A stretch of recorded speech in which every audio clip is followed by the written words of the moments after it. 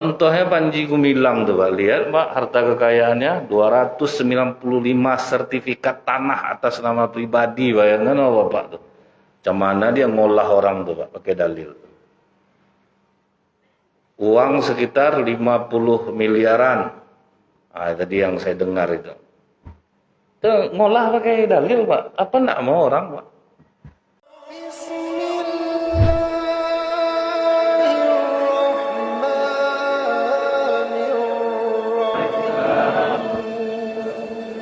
Alhamdulillahilladzi wa huwal ghafurul wadud dzul arsyil majid fa'alu liman yurid asyhadu an la ilaha illallah wahdahu la syarikalah wa asyhadu anna muhammadan abduhu wa rasuluh. Allahumma shalli wa sallim wa barik ala hadzal nabiyil karim wa ala alihi wa sahbihi ajmain. Bapak-bapak pengurus masjid yang saya hormati, alim ulama, tokoh masyarakat, cerdik pandai, bapak ibu, orang tua yang saya muliakan, hadirin hadirat yang semoga kita semua senantiasa dirahmati oleh Allah. Tidak bosan-bosannya kita selalu mengucapkan alhamdulillahirabbil alamin, tanda rasa syukur kita kepada Allah. Allah berikan kita nikmat, Allah membuat kita dekat kepada Allah. Semoga Allah senantiasa menambah kenikmatnya pada kita, dan dengan nikmat itu mudah-mudahan kita tergolong menjadi hamba-hamba Allah yang soleh. Bersolawat kita kepada Rasulullah sallallahu alaihi wasallam dengan ucapan Allahumma shalli ala Muhammad wa ala alihi wasallim. Semoga dengan diringankan lisan kita ini bersolawat, kita mendapatkan syafaat di yaumil akhir kelak.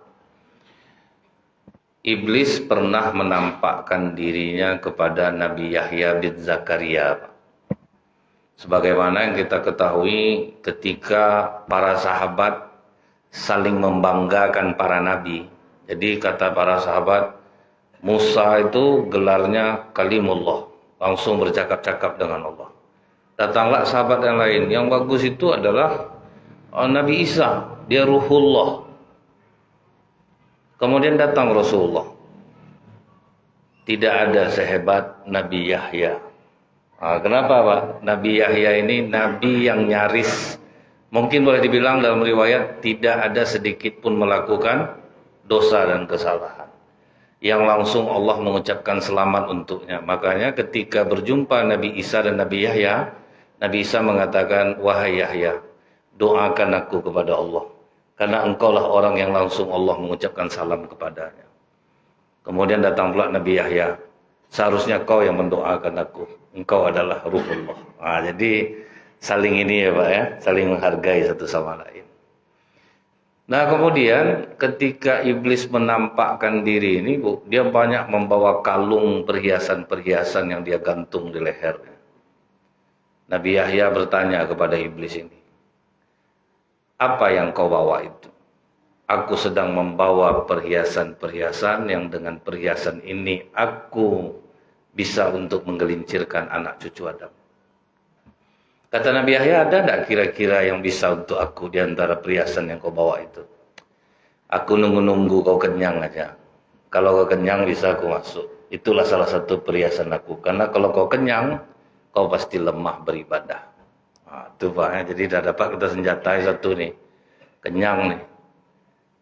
Kalau kita nih kadang di atas kenyang makan tuh Pak.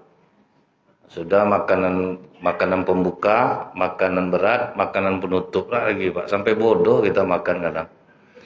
Kita lihat Bu ya, pas kita bulan puasa kan kurang makan tuh Pak. Semangat ibadah kita tinggi Pak. Tapi setelah berbuka Bu, itu enggak ada lagi. Drop langsung Pak. 11 rakaat sholat tarawih nguap 23 Pak.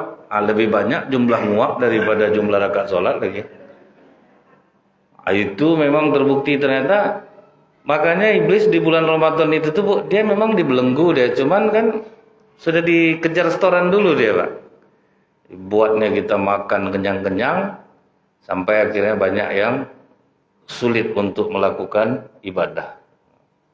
Jadi ini salah satu senjata iblis yang cukup sukses lah Pak. Kalau di bulan Ramadan itu kan banyak makan-makannya tuh Pak. Banyak makan-makannya itu yang membuat lemah. Akhirnya 10 hari itikaf bulan Ramadan kan kami ceramah tuh Pak. Jumlah orang yang tidur Pak lebih banyak daripada yang tahajud Pak. Yang tidur itu pun ngarap sahur nasi ramas lah tuh ya Bu. Tidur Pak, banyak yang tidur daripada yang sholat. Yang sholat yang pasti-pasti aja lah tuh. Selebihnya itu tidur nunggu nasi Pak.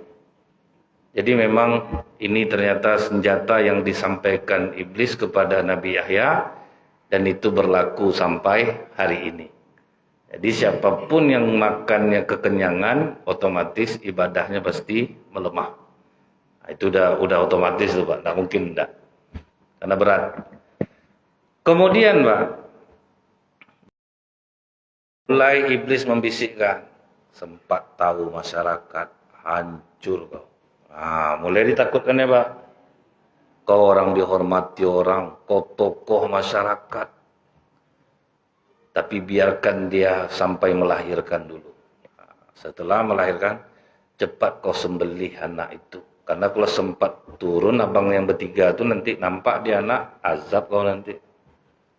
Disembelihnya anak. Kalau yang perempuan itu tidak usah kau ganggu. Dia pasti akan tutup mulut dengan kelakuan kau. Nah, mulai menanjak lagi Bu.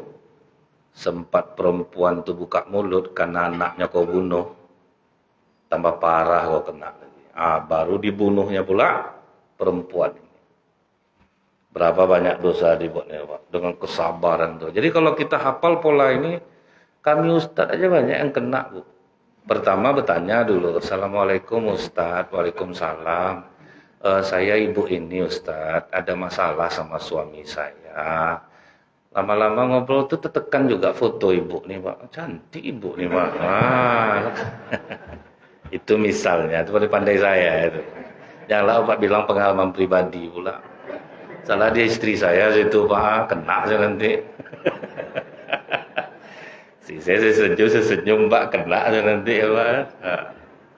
Udah lama ngobrol-ngobrol Bu kan. Mulailah Pak. Alangkah bahagia ya Ustadz kalau suami saya Ustadz. Mulailah tuh Pak. Jadi kata Bapak, iblis ini takut sama-sama Ustadz ini. Tidak ada Pak. Tidak ada Bu. Tetap juga. Tidak ada, sama Pak. Godanya kuat juga Pak. Kuat dia godaannya. Pandai dia cari celah terus. Dia berusaha terus. Nah, kemudian selesailah dibunuhnya perempuan ini, dikuburnya lah Pak, dekat dengan kuburan anaknya. Dibuatnya aja tanahnya agak besar. Pas pulang, abang-abangnya yang 3 orang nih Pak, selesai perang. Disuruh iblis ini lah acting. Memang dalam bentuk bisikan Pak. Adik kalian sakit, aku udah coba merawatnya, rupanya takdir mendahuluinya. Dia meninggal. Tidak apa-apalah Rahib, kami pun berutang budi sama kau, begitu banyak jasa kau terhadap kami. Menangislah dia di atas kubur adiknya itu Pak. Itu pulanglah 3-3 ke rumah. Apalagi rencana iblis. Masuk dia ke dalam mimpi laki-laki ini masing-masing. Jadi orang yang dapat macam pembunuhan di Kulim dulu Pak, kan lewat mimpi Pak. Mimpi. Jadi itu iblis yang punya kelakuan Pak, bunuh dia nanti datang dia ke keluarganya, dimimpikannya atau dibuatnya macam bisikan, rasanya di sini. Itulah tuh Pak. Kerja iblis tuh Bu. Dia adu-adu dombanya kita. Karena macam iblis ini banyak juga kita, Bang. Aku karena dekat sama Abang nih Bang. Bapak ini cerita-ceritanya lah tentang Abang. Aku tidak enak aku dengar Bang. Dia apa ceritanya? Nanti aku cerita, nanti kamu lah Bang. Nah kan inilah gayanya nih Pak. Macam-macam iblis nih Pak. Ya adu sana adu sini, adu sana adu sini. Ini pola dia. Kemudian masuk dia ke mimpi yang paling tua dulu. Dalam bentuk laki-laki yang bijaksana Pak. Sebetulnya adik kalian telah dizinai oleh rahib itu. Dan dia melahirkan seorang anak laki-laki. Kemudian dia bunuh anaknya terlebih dahulu. Kemudian dicekiknya perempuan adik kalian tuh. Dikuburnya dekat yang kalian duduk itu. Kalau kalian tidak percaya, coba kalian bongkar kubur tuh. Kubur tuh 2 tuh. Ada kubur anaknya, ada kubur adik kalian.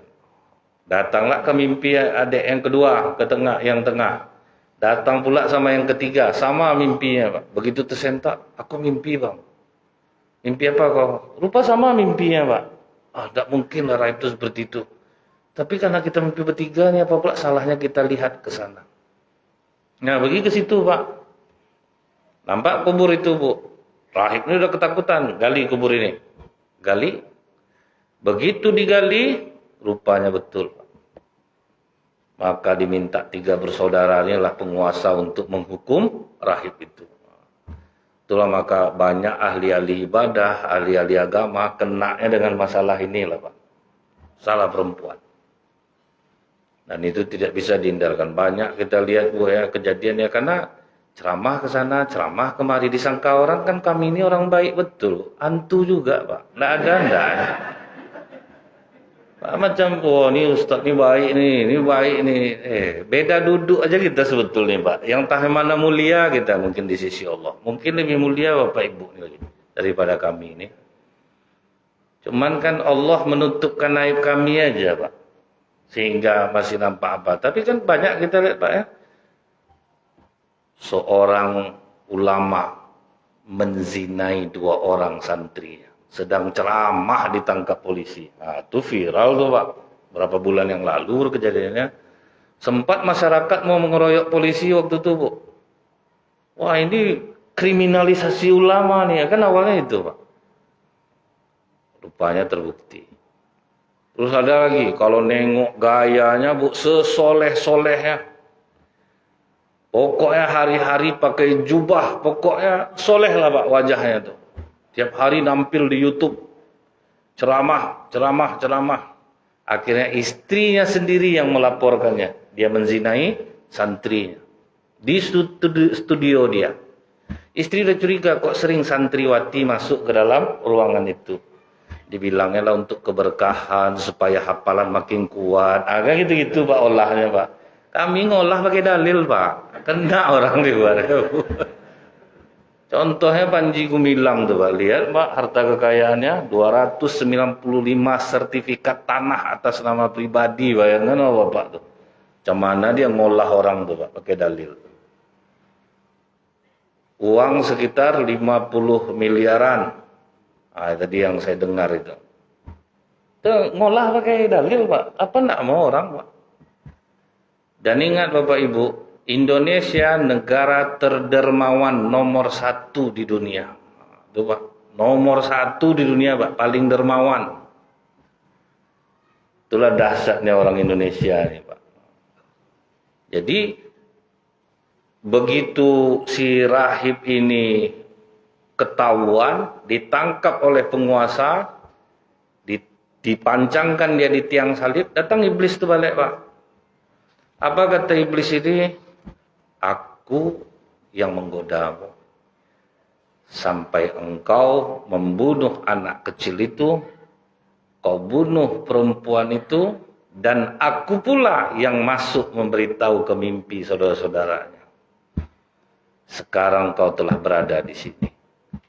Tidak ada yang bisa menyelamatkanmu selain aku. Kalau kau mau selamat, cukup kau sujud kepadaku 2 kali.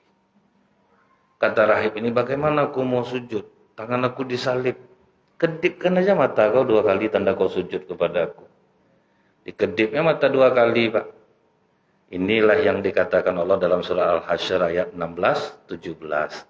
Bismillahirrahmanirrahim. Kamathalis syaitani idh qala lil insani kfur. Seperti bujukan setan ketika dia berkata kepada manusia, kafirlah kamu. Qala inni bari'um minka inni akhafullahu rabbul alamin.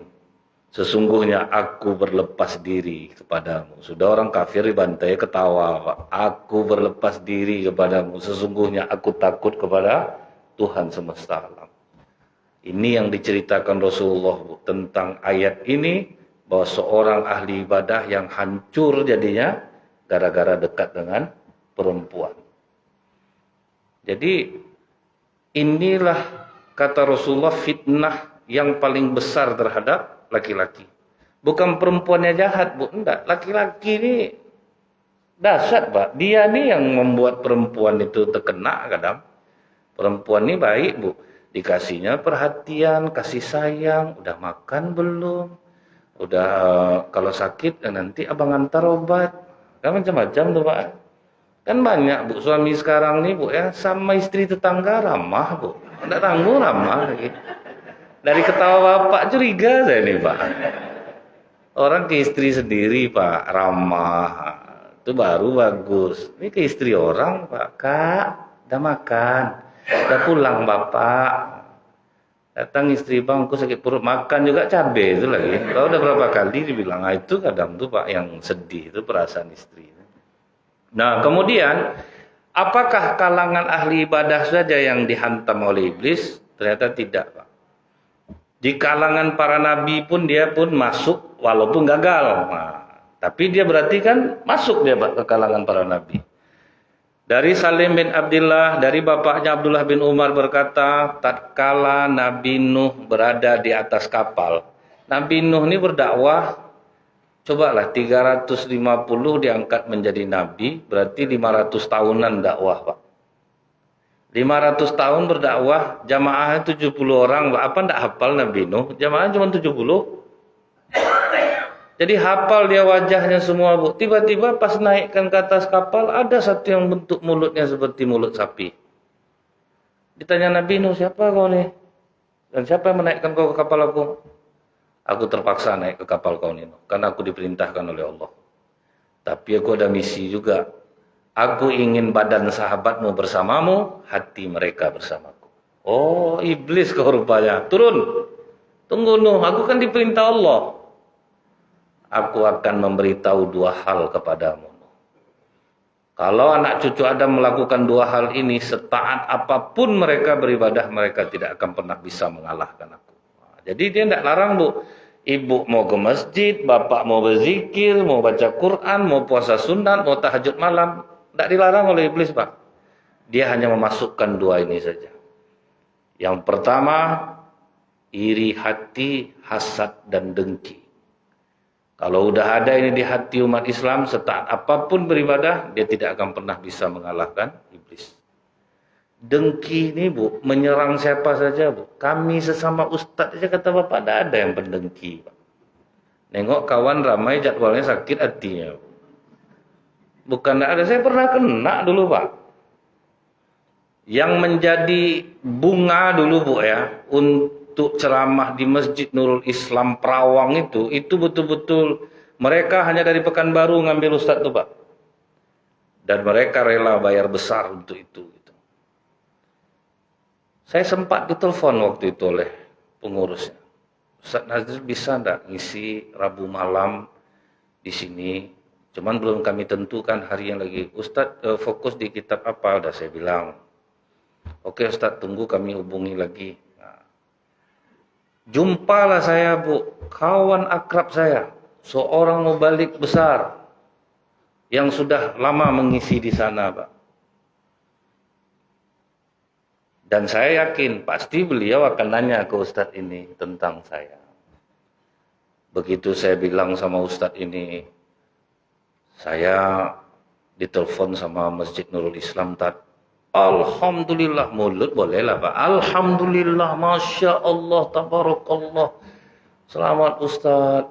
Mudah-mudahan kita bisa mengisi selalu di sana. Bisa kita bersama di sana. Bolehlah, macam bahagia betul dia Bu. Rupanya ada saya ditelepon-telepon lagi sama Masjid Nurul Islam tuh Pak. Namun setiba-tiba Bu, diculik orang tuh saya. Ini bahasanya culik nih Pak. Sore dah dijemputnya saya sedang ceramah Pak, ditunggu lagi mobil. Sampai di Perawang pengurus itu cerita sama saya. Ustadz dekat sama Ustadz nih. Dekat. Nah itulah kata kemarin dia pula yang menjatuh-jatuhkan Ustadz. Oh yang pakai Masya Allah Alhamdulillah tadi rupanya Pak. Udah almarhum beliau itu sekarang Pak. Jadi ternyata Pak di kalangan Ustadz pun dengki ini kuat. Apalagi di kalangan masyarakat biasa Pak. Itu Pak, dengki ini kan Bu. Dengki kata para ulama lebih bahaya daripada orang kikir.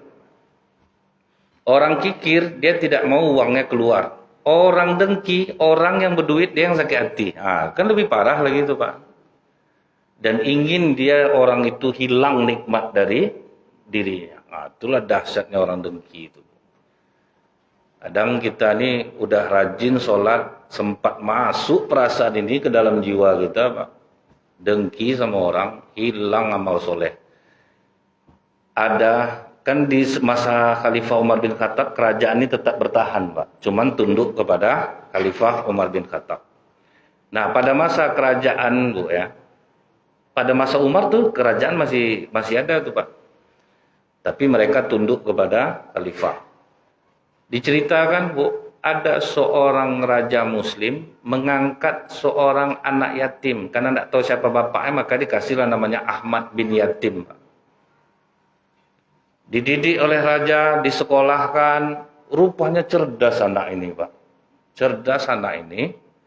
Mulai timbul kekhawatiran penasehat raja. Ini nampaknya anaknya akan gantikan aku nih. Nah, ini, Pak, padahal orang sholat nih, Bu. Dimasukkan iblis rasa dengki, tergeser kau nanti. Sempat anak ini selesai sekolahnya, tidak akan dipakai kau lagi. Rupanya, Bu, mulai sering raja berkonsultasi dengan anak angkatnya nih, Pak. Wah, ini gawat nih. Nah, itu kan sering terjadi, Pak, di kalangan siapa saja, Bu, ya. Di mana saja ini terjadi. Nampak orang lebih sedikit dari dia, wah ini tidak bisa nih. Akhirnya, Pak, Ahmad bin Yatim ini mulai mengisi kajian di kerajaan itu. Difitnahlah oleh penasehat ini. Apa kata penasehat ini ke raja? Raja, memang Ahmad ini anak angkat kau, raja. Cuman mungkin kau tidak tahu di belakang kau dia sering memburuk-burukkan kau, raja. Apa kata dia? Malas dia dekat sama kau. Napasmu bau, raja. Itu yang disebarkannya ke orang. Masa iya dia cerita itu? Iya, raja. Diceritakannya orang napas kau bau. Coba besok aku buktikan. Dia kan pengajian pagi di sini. Coba kita tengok besok. Sebelum Ahmad bin Yatim pergi kerajaan, penasehat ini pun memotong langkahnya. Ahmad, sinilah dulu Ahmad. Aku mau buru-buru ke tempat raja. Sudahlah Ahmad, aku ingin mengajakmu makan. Masa kau mau enggak dia mau diajak makan? Dikasihnya lah makanan yang serba banyak yang bisa membuat bau mulut Ahmad bin Yatim nih, Pak. Bawang-bawang. Itu strategi dia. Jadi dimakan oleh Ahmad nih karena segan orang ngajak makan. Tentu napas dia yang bau jadinya, Pak. Karena dia buru-buru ke kerajaan, Bu, ditutupnya lah mulut dan hidungnya ketika berbicara dengan raja. Langsung kata raja, betul kata penasehat aku. Ditutupnya hidung sama mulutnya cerita sama aku. Memang kurang ajar anak ini. Padahal Ahmad bin Yatim menutup hidung dan mulutnya supaya bau bawangnya tidak keluar. Itu strategi penasehat. Kesal raja, ditulisnya surat. Kau nanti pergi ke keuangan ya Ahmad bin Yatim. Nah, ini mengelabui Ahmad bin Yatim nih, Pak. Kau pergi ke keuangan, kau sampaikan surat ini kepadanya. Sebetulnya isi surat itu apa, Bu? Siapapun yang membawa surat ini sampai ke tanganmu, langsung perintahkan Algojo memenggal kepalanya, letak kepalanya di dalam baki. Ahmad bin Yatim ini karena dia tidak ada merasa apa-apa, Pak, kan? Bawalah surat tuh. Pas dia keluar datanglah penasihat yang dengki tadi. Mau kemana kau Ahmad? Tidak ada kau kena marah tadi. Tidak, malah aku disuruh ke tempat keuangan dia. Ambil duit mungkin nih. Gini aja lah Ahmad, dia laku yang membawakan surat tuh. Dia yang bawa surat tuh, Pak. Udah senang lah hati duit masuk nih katanya. Sampai di keuangan, oh tunggu di sini sebentar. Langsung datang Algojo, Pak. Dihantamnya langsung lehernya pakai pedang. Taruh kepalanya di baki tutup, kirimkan ke raja. Disitulah raja terkejut, Pak. Rupanya kepala penasehatnya. Bersihlah nama Ahmad bin Yatim. Nah, itu bahayanya kalau kita mendengki itu akhirnya celaka sendiri gitu. Itu yang akan dimasukkan iblis ke dalam hati kita, mendengki orang. Orang bahagia kita sakit hati. Itulah makanya bahaya, Bu, menengok-nengokkan anak bayi di media sosial. Dilirik oleh mata pendengki kena ain anak tuh, Pak. Itu yang ditakutkan tuh. Rencana aja, Bu, bisa kena ain. Kita cerita sama orang, aku besok ini, aku besok ini, aku besok ini. Akhirnya apa, Pak? Kesal orang bisa batal jadinya tuh, Pak. Itulah bahayanya ain rencana namanya itu, Pak. Bukan mata aja, Bu. Sakit hati orang nengok kita, itu yang bahayanya. mata orang pendengki sama kita, iri hati, itu yang diwaspadai itu, Bu. Itu untung ibu kemarin yang baru pulang haji langsung pakai emas banyak-banyak di Makassar tuh, Bu. Untung mitasi rupanya, Pak, kan. 900.000 rupa dibeli ya, Pak, kan, pasang semua. Tentu dipanggil bea cukai, Pak. Wah, ini kok luput nih, rupanya imitasi, Pak. Orang udah sakit hati nih ibu tuh, Bu. Lupa kena prank orang, Pak, kan. Beli 900.000 tapi banyak, besar ya, imitasi lah tuh. 900.000 kan banyak, Bu. Untung tak emas asli, kalau tak tambah sakit hati orang nengok. Nah, itu bahayanya, Bu, ya, dengki. Yang kedua, kata iblis, aku masukkan keserakahan di dalam jiwa. Ditanya oleh Nabi Nuh, apa dengan dengki dan serakah kau bisa menghancurkan kami? Nuh, kau tahu enggak? Aku kan dengki sama Adam. Aku lebih dulu darinya, Nuh. Disuruhlah aku sujud sama dia. Akhirnya aku terusir dari surga. Biarlah sama-sama enggak dapat. Itu orang dengki itu, Pak. Daripada dia enak, biar sama-sama enggak dapat. Kan ada prinsip orang macam ini, Pak. Jadi, Bu, kadang orang yang melapor-laporkan di kantor-kantor itu, Pak, ya, bukan karena dia jujur, Pak. Karena enggak kebagian, Pak. Biar sama-sama enggak dapat. Itu sering tuh, Pak. Biar sama-sama enggak dapat. Akhirnya sama-sama benamkannya dia. Masuk enggak iblis tuh, Pak? Itu hebatnya iblis. Diadunya semua. Kemudian, serakah. Kau bayangkan enggak? Semua di surga itu fasilitasnya untuk Adam. Enggak ada dia yang kurang lagi. Aku bilang makan buah kuldi. Aku masukkan keserakahan ke dalam jiwanya. Hilang keyakinannya kepada Allah jadinya. Sampai dia makan buah kuldi itu. Makanya kata Rasulullah, Bu, umur manusia pasti akan tua. Hanya dua yang tetap muda di dalam jiwanya. Serakah kepada harta dan ingin panjang umur. Itulah yang terus muda dalam diri kita. Serakah dan ingin panjang umur. Ada pedagang, Bu, dalam keadaan sakratul maut, dipanggilnya oleh istrinya. Dek, ya Bang, ada kau di sini? Ada. Anakku yang pertama hadir, Pak. Yang kedua hadir, Pak. Yang ketiga hadir, Pak. Yang keempat. Di sini kalian semua siapa yang jaga toko? Toko ingat ya, Pak. Itulah ngerinya, Pak, ya, dimasukkan keserakahan. Ternyata masuk juga dia mengunjungi Nabi. Nah, kemudian, Pak, rupanya, Bu, pernah iblis ini mau bertobat, Pak, di masa Nabi Musa alaihissalam. Didatanginya Nabi Musa, Pak. Ini riwayat yang pertama, dia mendatangi Nabi Musa. Musa, mohonkanlah kepada Allah untuk mengampuni dosaku. Capek juga aku macam ini. Aku ingin bertobat, kata iblis. Senang hati Nabi Musa mendengarnya. Memohonlah Nabi Musa kepada Allah. Iblis ingin bertobat, ya Allah. Ampunilah dosanya. Kata Allah, aku ampuni dia Musa. Satu aja syaratnya. Suruh dia sujud ke makam Nabi Adam. Disampaikan oleh Nabi Musa, Pak. Tobat kau diterima, iblis. Kalau kau mau sujud ke makam Nabi Adam. Naik langsung kesombongan iblis. Matilah situ Musa. Hidup aja dia nak mau aku sujud sama dia. Matilah aku mau sujud. Sorry lah dulu. Biarlah aku macam ini aja. Itulah iblis itu kerasnya, Pak. Tapi aku berterima kasih sama kau Musa. Kau sudah memohonkan ampun untukku kepada Allah.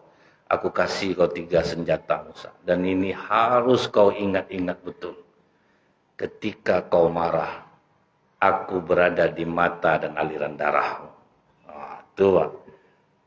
Makanya, Pak, ya, saya pernah, Bu, ya, naik mobil sama Pak Haji yang saya kagumi lah ketaatannya gitu.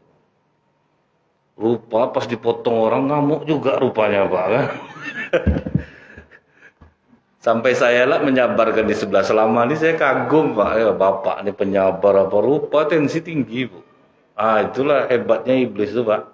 Makanya kata Rasulullah, iblis itu menggoda orang marah sama dengan anak kecil memainkan bola. Bisa kemana-mana perginya, Pak. Istri membangunkan anaknya pagi. Bangun cepat sayang. Mau sekolah, sholat dulu. Tidak juga bangun. Belum bangun lagi, mulai agak tinggi Pak kan. Bangun kamu enggak? Sama aja dengan papanya nih. Ah, bangunlah papa, ngapalah aku yang kena? Kan abang nih. Ada kelailah sama suami ibu. Apa ndak turun dari bapaknya? Baik-baik mulut kau sedikit ya. Pagi ribut. Nah, lah kemana-mana ya dia. Itulah hebatnya iblis. Kemana-mana dihantamnya jadinya. Jadi kata iblis, ingat aku ketika kalian marah karena aku berada di mata dan aliran darah kalian. Itu yang ngeri itu. Makanya ketika sahabat bertanya, ya Rasulullah, tunjukkan kami amalan yang ringan yang bisa memasukkan kami ke dalam surga. Jawaban Rasulullah apa? La taqdab, jangan marah. Apalagi ya Rasulullah, farad dadami rongkola, la taqdab. Tidak ada yang lain, kalian jangan marah. Sementara Bu ya, inilah yang berat bagi kita nih Pak. Anak-anak kecil main di masjid, pertama ramah, sayang main di luar ya nak ya. Bapak sholat, makin macam ulat kelakuannya Pak, digitu kan. Akhir itu pasan naik lah jadi, keluar kalian, baru lari semua Pak. Jadi payah juga memang. Tapi itulah Bu, iblis itu dimainkannya kita di saat kita marah. Yang kedua Musa, apabila kalian berjihad fisabilillah, akan aku kenang-kenangkan kalian kepada anak, kepada istri kalian, sampai akhirnya kalian mundur dari perang. Dibujuk-bujuk terus Pak, jangan kasihan, tengoklah anak kau tuh nangis tuh tengoklah istri kau, dia ada 2 hari diintai-intai sama tetangga kau, berangkat nanti selesai istri kau, pokok macam-macam Pak dihadangnya. Sampai itu terjadi. Yang ketiga, hati-hati duduk dengan perempuan yang bukan mahram. Karena itulah senjataku yang terkuat, yang sulit untuk aku dikalahkan. Itu Pak. Jadi memang siapapun Pak, mau dia seorang ulama, kalau sudah sama wanita, hati-hati. Karena mudah iblis menjerumuskan saat itu tuh hilang kekuatan kita. Misal nih Pak, mobil Bapak di belakang. Di depan Bapak ada perempuan seksi naik sepeda motor Pak. Mau zikir apapun Bapak tidak mempan lagi itu. Coba lah kalau enggak. Berharap lampu hijau aja lagi itu Pak yang bisa menolong. Masih itu Pak mau a'udzubillahi minasyaitonirrajim, mau hasbunallahu wa ni'mal wakil, tidak mempan lagi Pak. Itulah kuatnya iblis itu Pak. Kalau untuk masalah syahwat, dia kuat dia Bu. Nah yang kedua, iblis pernah mendatangi Nabi Musa menggunakan mantel, pakai hoodie lah kalau sekarang nih Pak. Begitu dekat ke Nabi Musa langsung dia buka. Musa, apa kabarmu? Aku berharap kepada Allah semoga kau ini seharusnya tidak diciptakan oleh Allah. Mau ngapa kau ke sini? Tidak ada, aku mau berkunjung aja. Bagaimana cara kau selain yang kau pernah sampaikan ke aku untuk menghancurkan orang? Ini lagi Pak disampaikan. Yang pertama, tetap kata iblis, jangan menyendiri dengan perempuan yang bukan mahrammu. Makanya kadang Bu ya kalau ceramah itu pas ada pertanyaan pribadi, itu yang paling susah kami ini Pak. Segan saya bertanya tadi Ustadz, orang ramai, duduklah berdua sama kita Pak. Karena berdentang-dentang juga jantung nih dibuatnya Pak. Kalau 65 ke atas aman lah Pak. Ini 35 ke bawah Pak kan. Apa enggak kadang-kadang enggak sulit kita. Terpaksa lah ngadap ke depan tuh. Terus gimana Bu? Ini Bu di samping macam itu cara lagi Pak. Ustadz enggak menghargai saya, kan harus dipandang enggak bukan itu kan. Awak bukan apa-apa Pak, dipandang nanti Pak dari mata nih Pak. Gesit iblis tuh Pak. Dahsyat kecepatannya itu Bu. Nah, dah selesai itu dibuatnya. Kadang bapak nih Pak nengok perempuan seksi, astagfirullahalazim. Tapi diiringi terus Pak. Kadang macam orang-orang bijaksana lah tuh Pak. Tengoklah pakaian anak-anak sekarang, padahal mau nengok Pak. Cuma dilapis ya pakai kalimat itu. Yang kedua, kata iblis, kalau kau sudah berjanji kepada Allah, cepat penuhi. Karena aku akan membuat kau melanggar janji itu. Sementara Bu, dalam Islam ini, kalau sudah berjanji, apapun resikonya harus dipenuhi. Nah itu kita yang banyak kena tuh. Makanya agak tidak enak kadang ibadah kita, kadang atuk-atuk berjanji sama cucunya. Nanti pulang ceramah belikan ini ya tuh. Iya nanti atuk belikan, jangan nangis. Karena dia udah diam Pak, tidak jadi beli Pak. Bisa kena gitu. Kalau untuk janji itu rupanya ngeri Pak. Kalau kita udah berjanji resiko apapun ditunaikan. Kita ingat Bu, Umar bin Khattab meninggal gara-gara memenuhkan janji sebetulnya Pak. Sebetulnya dia udah larang, jangan sampai orang-orang Persia ada tinggal di Madinah. Kata Abbas, kami membutuhkan mereka untuk jadi budak. Tolonglah berjanji Khalifah, biarkanlah mereka tinggal di sini. Sebetulnya Umar udah tahu Pak, orang Persia itu pantang dia kalah dalam perang Pak. Pasti dia akan balas dendam. Maka banyak jadi budak di Madinah setelah mereka kalah. Jadi Umar udah terasa Pak, gara-gara memenuhi janji lah, akhirnya terbukti kata-kata Umar. Kan betul aku bilang waktu dia udah luka-luka kena tusuk tuh Pak. Akhirnya kejadian apa yang aku pernah katakan. Siapa yang membunuh aku? Budak Persia Abu Lu'lu'ah Al-Mughirah bin Syu'bah. Wah itu budak dari Al-Mughirah bin Syu'bah. Disitulah Umar gara-gara memegang janji, akhirnya terbunuh. Nah itu harus cepat ditunaikan, karena nanti akan ditunda-tunda jadinya. Misal janji bayar hutang, janji apa, cepat tunaikan. Kalau tidak ada aja iblis ini, tak usah bayar sekarang lagi Kak, ibu tuh baik itu kan dia diam aja, tidak ada dia minta, akhirnya diam sampai tidak bayar dia. Nah, itulah payahnya ya Pak ya, memegang janji itu tuh berat. Nah yang ketiga kata iblis, kalau engkau berniat mengeluarkan sedekah, cepat tunaikan. Kalau tidak, aku yang akan menghalanginya. Nah, mungkin kita pernah merasakan Pak, rencana mau sedekah nih karena ditunda-tunda sampai akhirnya tidak jadi Pak. Ada aja kesibukan yang membuat batal. Ada kejadian Pak, dia niat nih Bu, cair duit, pergi umroh sama keluarga. Begitu cair duit, rumah yang direnovnya jadinya Pak. Akibatnya apa? Tukang menipu dia. Habis duit, rumah tidak siap. Nah, kan? Akhirnya diingatkan kembali, mungkin ada niat, baru terkenang dia. Dia mau pergi umroh, kemudian dia batalkan untuk merenov rumah. Yang lain yang kena jadinya. Jadi kalau orang banyak, kalau udah sedekah tuh cepat niat langsung.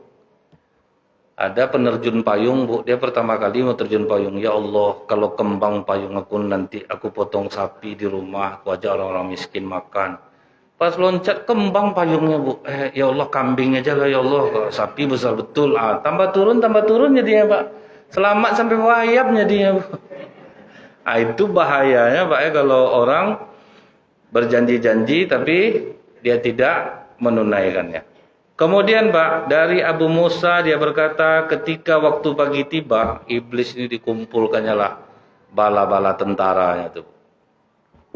Masing-masing datang melapor. Yang pertama mengatakan, aku terus menggoda si fulan hingga dia menceraikan istrinya. Di hadis yang lain dulu kan pernah Pak, menceraikan istri ini yang paling hebat. Tapi di hadis ini kata iblis, tidak hebat tuh, dia bisa nikah lagi. Datang yang kedua, aku terus-menerus membujuk si fulan hingga dia durhaka kepada orang tuanya. Nah, nanti dia minta maaf balik, tuh baik balik. Datang yang ketiga, aku senantiasa menggoda si fulan hingga dia berzina. Hebat.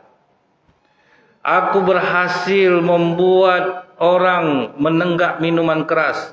Hebat, kata iblis. Aku berhasil merayu orang untuk membunuh orang lain. Hebat. Berarti tiga nih Pak ya. Memang dijadikan iblis betul Pak. Berzina, minuman keras, kemudian membunuh. Tapi sebetulnya minuman keras di tengah nih, justru dia itulah yang paling bisa membuat orang berzina, bisa membuat orang membunuh. Subhanakallahumma bihamdika asyhadu an la ilaha illa anta astaghfiruka wa atubu ilaik. Assalamualaikum warahmatullahi wabarakatuh.